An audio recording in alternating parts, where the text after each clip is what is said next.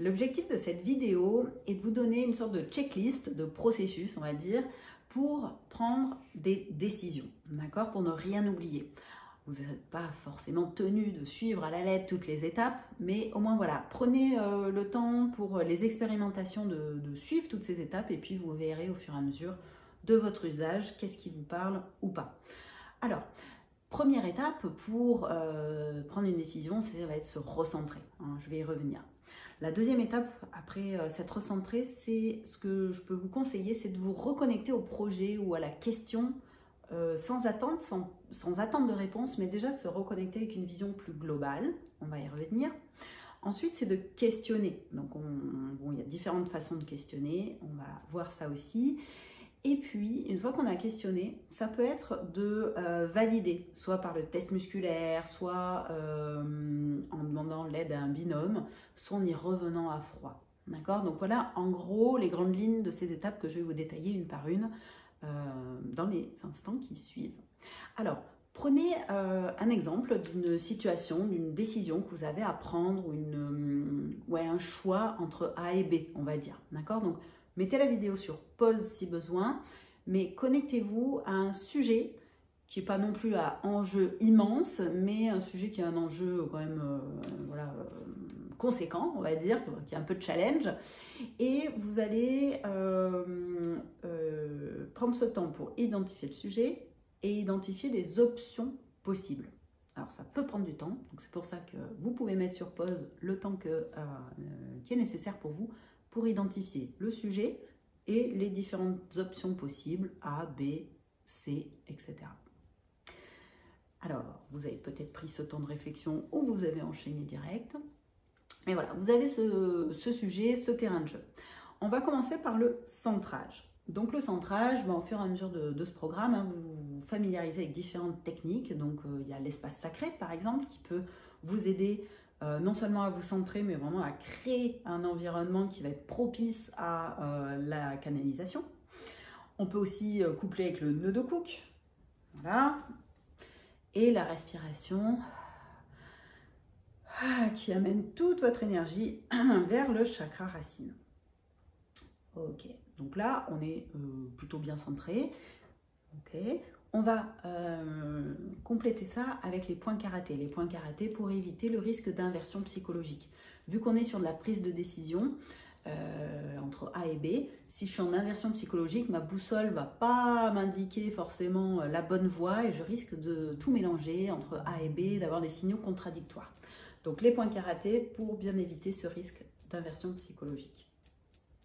Voilà, on stimule ce méridien qui passe à cet endroit à peu près 10-15 fois et on est bon. Ok. On peut aussi, toujours dans cette phase de recentrage, prendre un temps de connexion à nos guides ou à notre âme pour leur demander de l'aide. D'accord? De se dire, voilà, je vais avoir besoin d'un coup de main parce que j'ai du mal à y voir clair dans cette situation. Si je peux avoir votre aide et votre support, peu importe à qui on parle, hein, ça peut être nos guides, ça peut être notre âme ou autre, mais on peut appeler ce petit coup de pouce-là pour booster les réceptions. Alors, une fois qu'on a ce sentiment de reconnexion et d'alignement en nous, on va être prêt pour la phase suivante. La phase suivante que je vous propose, mais encore une fois, il n'y a rien d'obligatoire, mais c'est de prendre un temps pour déjà reconnecter à l'ensemble du sujet. Parce que parfois, notre mental va être plus étroit que nos intuitions. Il va peut-être croire qu'on peut choisir qu'entre A et B. Je reste dans ce job ou je pars de ce job. Mais il y a peut-être plein d'autres options possibles. Donc, on va prendre un temps tout simplement de connexion. Donc là, il n'y a pas de méthode particulière. C'est juste se laisser immerger par le sujet, le ressentir, le voir avec une vision plus globale, plus large. D'ailleurs, ça peut être je prends de la hauteur et je me visualise au-dessus de mon projet ou je visualise que je suis en train de voir ce projet pour quelqu'un d'autre, pour vraiment avoir ce recul et sortir du côté trop émotionnel, trop impliqué et avoir cette vision globale, d'accord? Donc ça va être tout simplement, enfin moi en tout cas quand je le fais, c'est je ferme les yeux, je me connecte au sujet et je vais prendre le temps de laisser venir des infos sans attente particulière, les laisser venir, me voir au milieu de ce projet. Alors là par exemple, vous voyez, je me vois et je vois des options possibles et je sens que je ne suis pas complète dans le champ des possibles.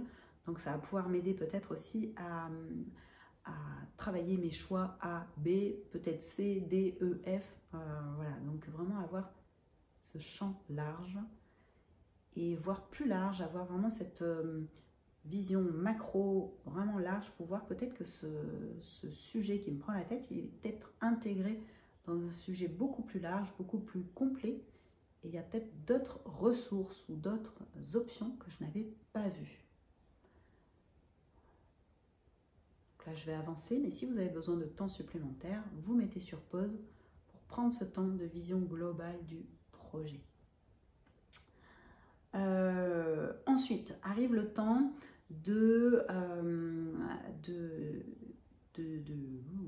excusez-moi, je suis partie en live sur mon projet, je suis complètement shootée là. Arrive le temps des scénarios possibles, d'accord? Donc avec la vidéo d'Émilie, vous avez pu voir l'exercice des petits papiers que je trouve super parce que vraiment ça chante le mental. Donc vous pouvez faire l'exercice des petits papiers. Là, j'avais peut-être mon choix A et B et avec la connexion au projet global, j'ai peut-être complété avec le choix C ou D. Hein. Donc je vais faire mes petits papiers et je vais connecter en prenant mon petit papier, voir comment, sans savoir quel est le choix A, B, C ou D, mais comment ça réagit à l'intérieur de moi. Donc voilà, ça peut être cette approche-là. Ça peut être aussi une visualisation. Je n'ai pas les petits papiers, mais je vais me visualiser. Donc je ferme les yeux, je suis centrée, etc. Et je vais me visualiser en prenant le chemin, la voie numéro A, enfin la voie nommée A. Voilà. Et je vais voir comment ça réagit à l'intérieur de moi, dans mes émotions, dans mes ressentis, comment je me visualise, est-ce que j'ai des mots qui me viennent, etc., etc. Et ainsi de suite avec la voie B, la voie C, etc. Donc là, je suis dans la visualisation.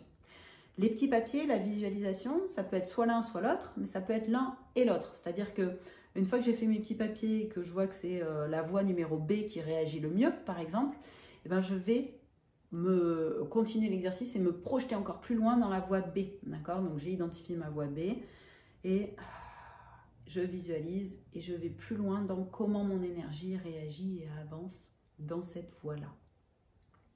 Donc là, on a déjà pas mal d'indices. Okay, on peut avoir besoin d'une phase de validation. Cette validation, ça peut être un peu plus tard, à froid, le lendemain, échéance qui vous convient.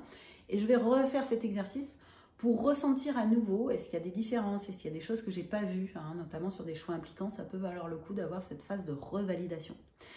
Vous pouvez donc soit pour revalider, refaire le processus, soit vous aider du test musculaire. Est-ce que ce que j'ai identifié est bien bénéfique pour moi dans la mesure où je veux faire une expérience sereine et joyeuse dans ma décision?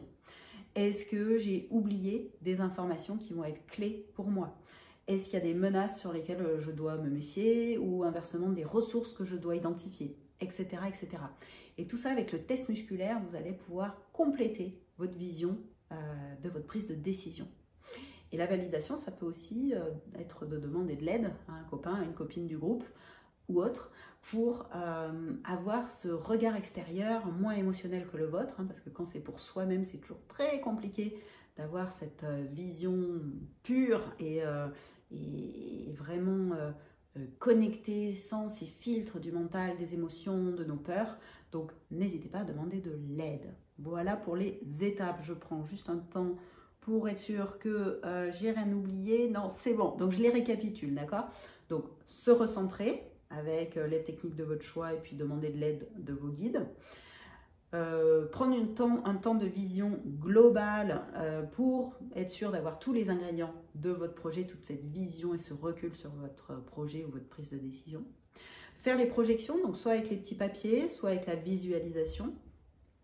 Valider avec le test musculaire, avec un temps de recul à froid, refaire le processus ou avec un partenaire qui peut vous aider à avoir une vision extérieure. Les exercices qu'on vous propose pour vous familiariser avec cette méthode, ça va être de pratiquer, d'abord en solo éventuellement, ou en duo, ou de faire appel à un groupe un peu plus élargi au sein du groupe WhatsApp. Donc voilà, expérimentez.